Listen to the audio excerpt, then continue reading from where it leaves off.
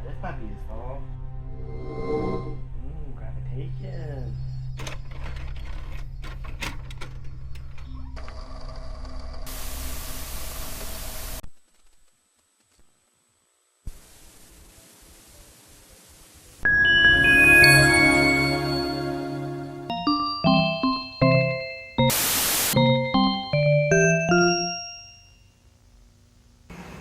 Good morning. Today we're going to be talking about universal gravitation. Mr. Price, where's Evan? Yeah, he's usually here by now. Don't worry about him. Why do they talk so slow? I'm gonna speed this up. Now let's get to our main points of discussion. Newton's law of gravitation, acceleration due to gravity, that's gravitational potential energy, Kepler's laws, and Sergio, what is the equation for the force of gravity on an object? Oh, the force of gravity is equal to mass times the acceleration due to gravity.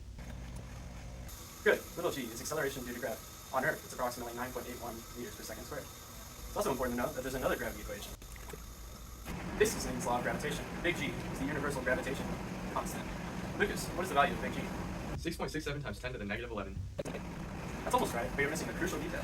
Oh, right, units. 6.67 times 10 to the negative 11 newton meters squared per kilogram squared. Correct, and we can use this equation to solve for little g. Plus, do you notice anything noteworthy about this equation?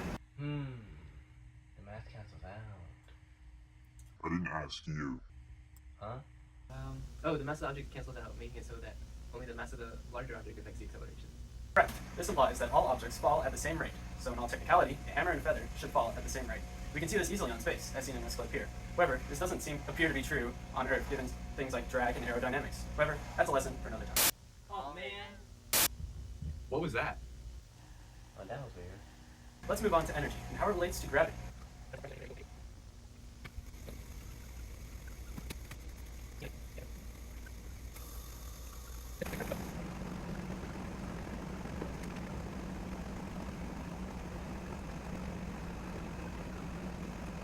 So we know that work is the integral of the force with respect to position. So we can take the integral of Newton's gravitation equation to find the work done by an object going from infinity to a point of zero.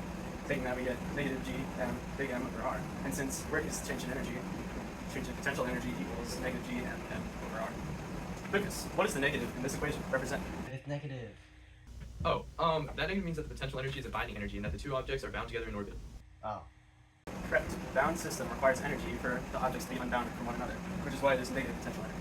Now, let's look at the kinetic energy of an object in orbit. By relating the centripetal force with the force of gravity of an object in orbit, we can find that the orbital velocity is root big G m big M over r. By relating that to the kinetic energy formula, we can combine those to get the kinetic energy of an object in orbit being G big M little m over 2r. Combining this with the potential energy gets the total mechanical energy of an object in orbit. Sergio, what do you notice about this number? The total energy is negative, which signifies a bound system with a magnitude equal to the kinetic energy of an orbiting body with the opposite sign. Yes, and this is the total energy that is needed to overcome the bound system in escape orbit.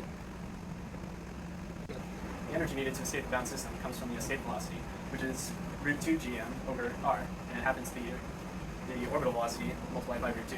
Now, let's move on to Kepler's laws. Who's Kepler? Johannes Kepler was a 17th century astronomer who revolutionized our understanding of how celestial objects move through space, particularly through his three laws. Sir Isaac Newton used his laws of motion and universal gravitation to prove the first and third laws, and Carl Runge and Wilhelm Lenz used conservation of angular momentum to prove the second law. These laws were not finalized for 2 centuries until the publication of books by Voltaire, Gottfried Leibniz, and Robert Small. It is through Kepler's laws that Newton discovered the inverse square rule of gravitational force. At least the voices are on topic this time.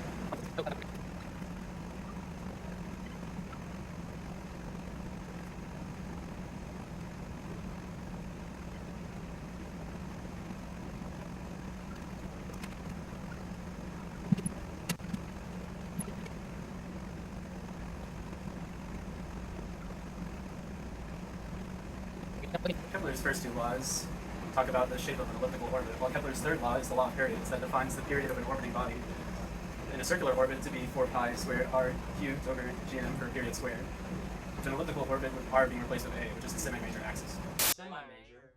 That reminds me of the grade you're trying not to fail. Yes, you better hope you grasp these concepts. This fundamental attraction can spell your doom. In fact, we reach the event horizon.